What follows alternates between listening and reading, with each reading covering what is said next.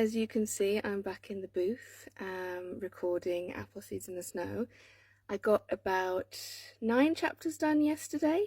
I'd done a few the day before, but I decided to redo them because it was just sort of getting the mic set up and the levels and all that kind of stuff. And I decided I wasn't quite happy with the way I'd done some of the voices, so I decided to change them.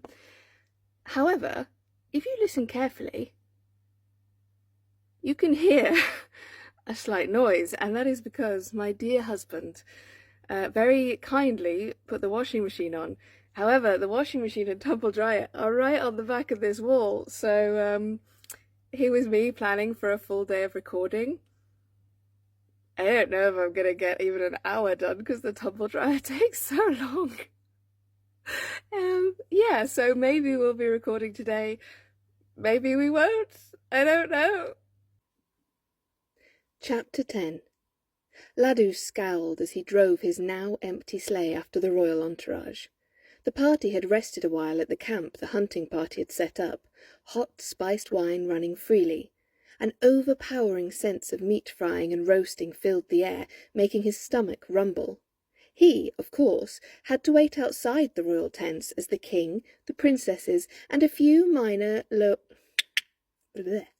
He, of course, had to wait outside the royal tent as the king, the princesses, and a few minor lords dined.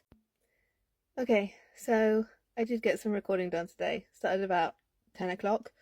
And I've just stopped because my husband's gone to get the kids, and then obviously that means absolutely no recording. And my throat is getting a little bit tired. And I also noticed just before I stopped, my tongue went fizzy. Audiobook narrators, is that a thing? Like, does that happen when you talk too much, that your tongue goes fizzy, or am I having an allergic reaction to something? That would be useful to know. Anyway, so I was on I finished chapter 9 yesterday, and I've just finished chapter 16. There are 32 chapters in the book, plus an epilogue. But I think once this next section starts happening, I can't give away spoilers. The chapters. See, I can't speak anymore. The chapters get a bit smaller, so they should go a little bit quicker. I felt like they were taking a really long time today. But they were chapters with several parts in them. So yeah, that's where we are today. Just finished chapter 16. And I have a fizzy tongue, apparently. So yeah, I don't know when I'm going to get this finished. Hopefully I can get a really good chunk tomorrow, maybe a bit on Saturday. Don't know. The sooner the better, really. But yeah, I'm having a good time. I'm enjoying going back through the story because it's been a while since I've read it, and it's fun reconnecting with these characters. So I'll try and post some snippets of the recording as I go, or maybe after, because it takes a while to sort of edit and all that stuff, and let you see what the audiobook might be like. The palace was covered with tapestries and carpets, every fireplace roaring, and green garlands strung from every banister, but it did not disguise the permanent chill that cursed the castle. They stopped for a moment in the entrance hall, and the princesses rearranged their jackets, pulling up their scarves, almost hiding their mouths in them before giving another excited giggle as the sounds of an umpar band drifted in through the wooden doors. 2 servants bowed and opened the doors onto a winter wonderland. The bare and muddy courtyard where they had arrived days earlier was now another world. Small wooden huts, snow atop their roofs, and glittering lights framing the cheery windows made a circle inside the square of the courtyard. And at the very centre was a large pine tree decorated in glistening red baubles, candles, and ribbons. Was she apologising again? He nodded slowly, giving his forgiveness. She smiled briefly, then she stepped forwards, arms outstretched, and closed her eyes. Nothing happened for a second, and it was so quiet in the courtyard, everybody watching with bated breath, that the only sound was the continued sizzling of the sausages on the grill. All eyes were on Una. Then the ground began to shake. Not violently, just a little rhythmic vibration, and before long the thin, willowy trunk of a sapling appeared from the puddle at her feet. She scrunched her eyes together and clenched her hands in the air as if cupping invisible balls, and the tree grew, thickened and widened, knocking the decorated pine over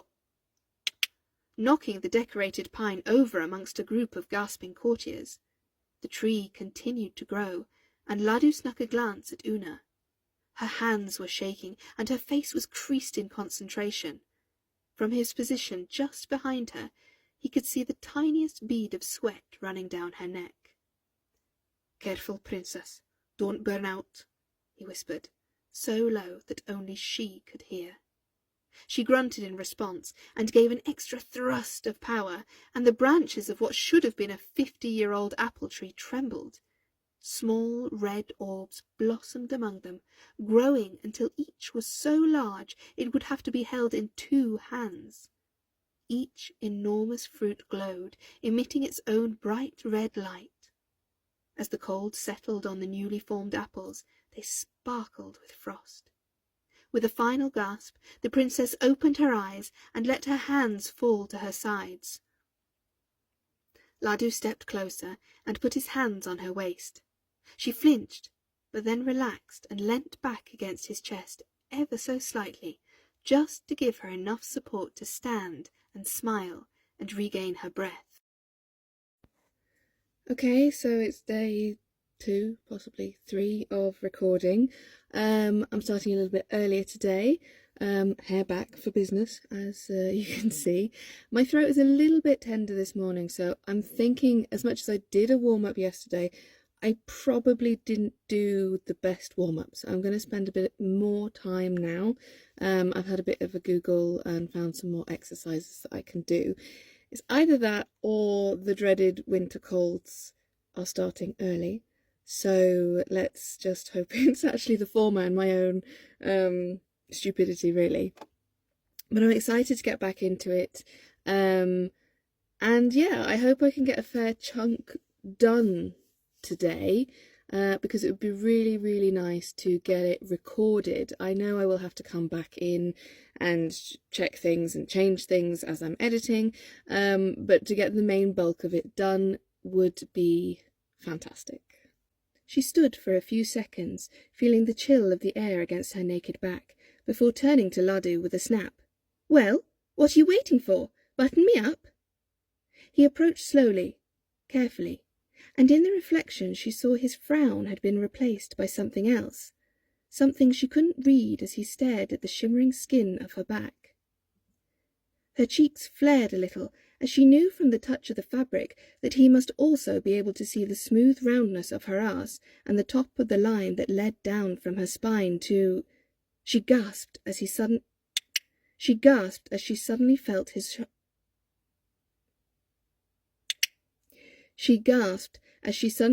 fingers brush against her. "I'm sorry." He jumped and blew on his hands to warm them, completely unaware that the whisper of his breath was travelling down her spine, making the hairs stand on end. She cleared her throat and tried to speak, but her words came out in a croak. "Don't worry, just get me laced up." The focker moved slowly, working the impossibly slippery ribbon through the eyelets with painstaking care. The first few were a bit loose, so Una had to instruct him to pull the laces tight. He did so with a force that made her pant. She looked over her shoulder and swallowed hard.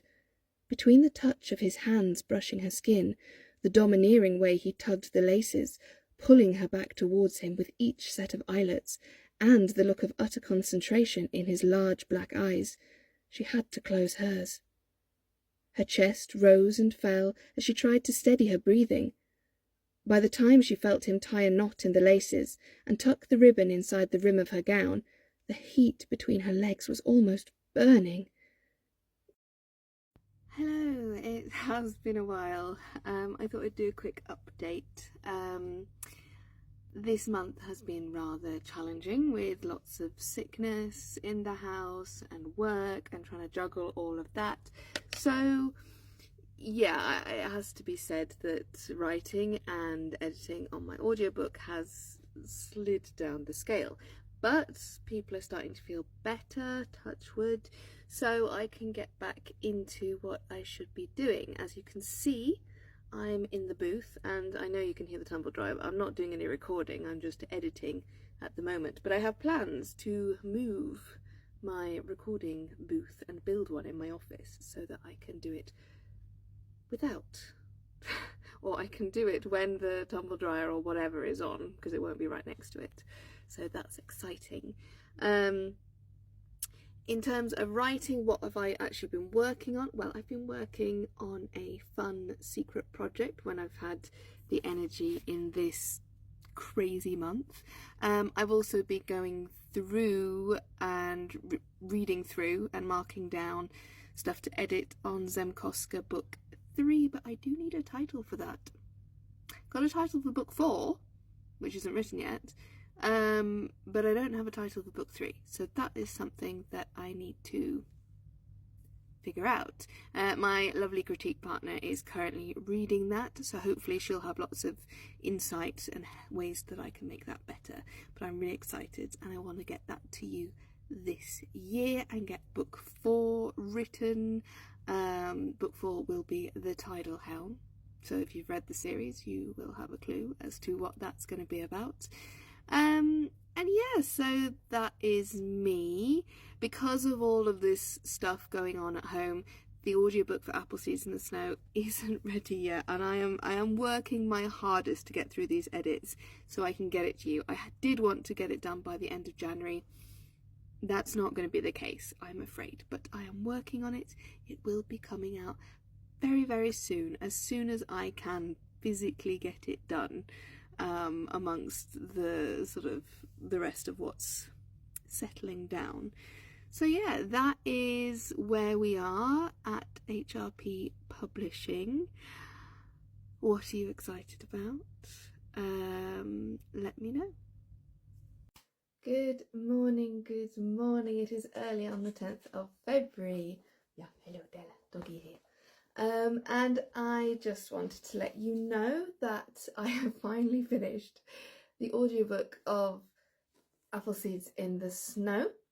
It is available for purchase, but only on my store at the moment, because it takes quite a while to come through to places like Kobo and going through Findaway Voices. So it will be coming to other platforms, but if you want it now, then you have to get it from my store, which is you know where. Why am I coming on here to tell you about it and not just doing a faceless post? Well, this book here is, you see that? Dedicated to Sheila Jenkinson, and that was, Sheila Jenkinson was my grandma, who passed away a couple of years ago, and this book is dedicated to her. And why it's kind of special, serendipitous that I finished it yesterday and could launch the audiobook today is that today was her birthday. So yeah, I just really wanted to be able to say that the audiobook's publication date was on her birthday. So there you go, Grandma, that one's for you. If you would like to check out a lovely wintry Narnia-esque fairy tale feel fantasy romance with forced proximity, a smouldering grumpy guardsman and a pampered princess, then yeah, go check it out.